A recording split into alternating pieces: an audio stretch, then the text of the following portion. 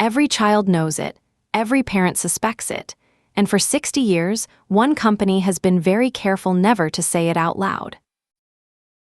Before 1964, toy stores had a simple rule. Girls got dolls, boys got tin soldiers and cap guns. Nobody questioned it. That wall wasn't just marketing. Boys who played with dolls faced real social pressure. Toy makers didn't dare cross that line. In 1959, Ruth Handler at Mattel launched Barbie, an 11.5-inch fashion doll for girls. It became one of the best-selling toys in history. In 1963, a licensing agent named Stanley Weston had an idea. What if you made a soldier doll with gear, uniforms, and accessories for boys? Weston pitched it to Hasbro, a toy company based in Rhode Island. They were intrigued but terrified of one word: doll. Hasbro's creative director, Don Levine, took Weston's concept and ran with it. He spent roughly 2 years developing the product under tight secrecy. Levine knew the toy would live or die on what you called it. A soldier doll for boys would never sell. They needed a new word entirely. Some accounts differ on exactly who landed on action figure. 2 words that meant the same thing as doll, and yet somehow meant something completely different. At the New York Toy Fair in February 1964, Hasbro unveiled G.I. Joe. 11.5 inches tall, 4 military branches, 4 figures day 1. G.I. Joe stood the exact same height as Barbie, 11.5 inches of articulated plastic soldier. Hasbro had made a doll. They just called it something else. Hasbro's real genius wasn't the figure itself, it was everything around it. Jeeps, rifles, tents, dog tags. You had to buy more to complete the mission. In its first year, G.I. Joe reportedly brought in around $16 million in sales for Hasbro. Boys had their doll, and they wanted more of it. By the late 1960s, the Vietnam War made a toy soldier deeply uncomfortable. Sales fell. Parents who had marched in protests weren't buying military toys for their kids. In 1970, Hasbro reinvented G.I. Joe as the adventure team, an explorer, not a soldier. Combat gear disappeared. Frogmen and jungle explorers took its place. Then the oil crisis hit. Plastic prices spiked. In 1976, Hasbro discontinued the original G.I. Joe entirely. The first action figure era was over. 1 year later, a film called Star Wars opened. The toy industry would never recover its old shape. Multiple major toy companies, including Hasbro and Mattel, passed on the Star Wars license.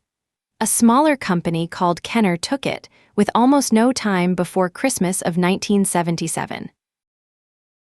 Kenner couldn't manufacture the figures fast enough, so they sold something audacious: an empty box with a certificate promising 4 figures by mail in early 1978.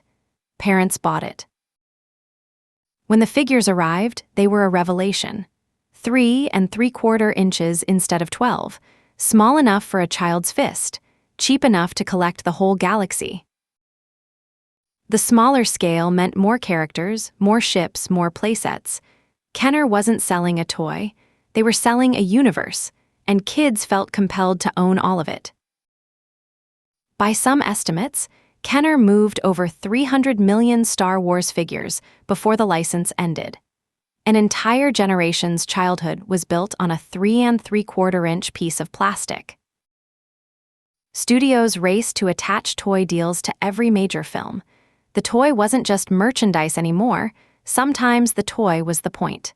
Movies became vehicles for their own action figure lines. The 1980s were the golden age. He-Man and Masters of the Universe launched in 1982, sold to toy stores before a cartoon existed. Mattel then made the cartoon to sell more toys. G.I. Joe returned in 1982 at the smaller scale, and a cartoon followed in '83. Transformers arrived in '84. Each show was, legally speaking, a 30-minute advertisement. By the mid-1980s, action figures were a multi-billion-dollar industry. Every kid had a shoebox under the bed filled with headless warriors and weapons from 3 different toy lines. Then the shelves flooded. Too many lines, too few breakout hits. By the late 1980s, the market had collapsed. Dozens of toy lines vanished seemingly overnight. In 1992, comic book artist Todd McFarlane co-founded Image Comics and launched Spawn. By '94, he had his own toy company, and the figures were unlike anything on the market. McFarlane's figures had detail nobody had seen before: flowing capes, layered armor, dynamic poses. They weren't designed for a sandbox. They were designed to sit on a shelf and be admired. McFarlane had invented a new kind of customer, the adult collector, someone who remembered the toys of childhood and wanted them back, but better, prettier, more expensive. Marvel and DC followed fast. Toy Biz's Marvel Legends line, launching in 2002, gave fans 6-inch figures with real muscle anatomy and comic-accurate sculpts at a new price point. Suddenly, action figures weren't a few dollars anymore. Collector figures cost $20, $30, $50. People paid without flinching. The hobby had officially grown up. In Hong Kong, a company called Hot Toys was doing something extreme. 1/6 scale figures with fabric costumes, real metal parts, and faces sculpted with near-photographic precision. A single Hot Toys figure might cost $250 or more. They sold out immediately. Waiting lists formed. The action figure had become a luxury good. Then came Funko Pop, a stubby, big-headed vinyl figure that reduced every character to the same cartoonish form.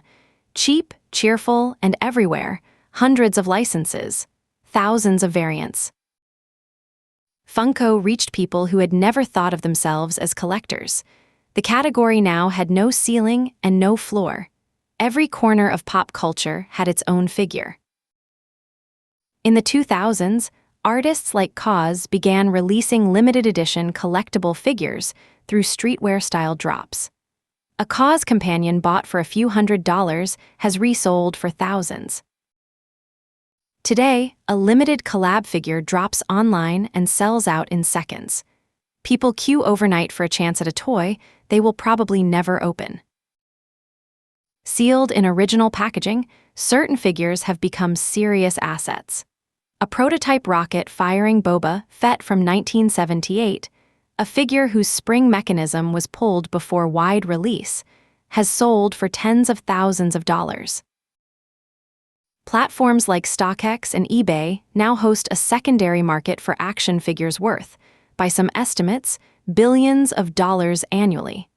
The toy has become a commodity with a ticker. And here is what nobody ever says out loud. The most expensive, most coveted objects in the modern collectible world are, at their core, dolls. Hasbro coined action figure in 1964 because they knew boys wanted something they'd been told was for girls. The phrase was a clever workaround, but the desire was entirely real. 6 decades of marketing, billions in revenue, entire childhoods built on small plastic figures, all of it balanced on 2 words that meant one thing and said another. Those 2 words gave a generation permission. Permission to collect, to imagine, to care deeply about small plastic people in a way the world had said they shouldn't. Don Levine, the man who brought G.I. Joe to life, kept a prototype on his desk until he passed away in 2014. He called it an action figure. He always did. Today, in apartments and offices and children's bedrooms around the world, there are shelves. On those shelves stand figures. Some cost $3, some cost $3,000.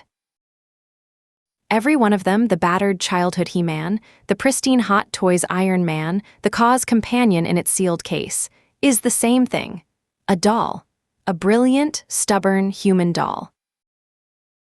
This is Origins. Subscribe and come back tomorrow. There's a new origin every single morning.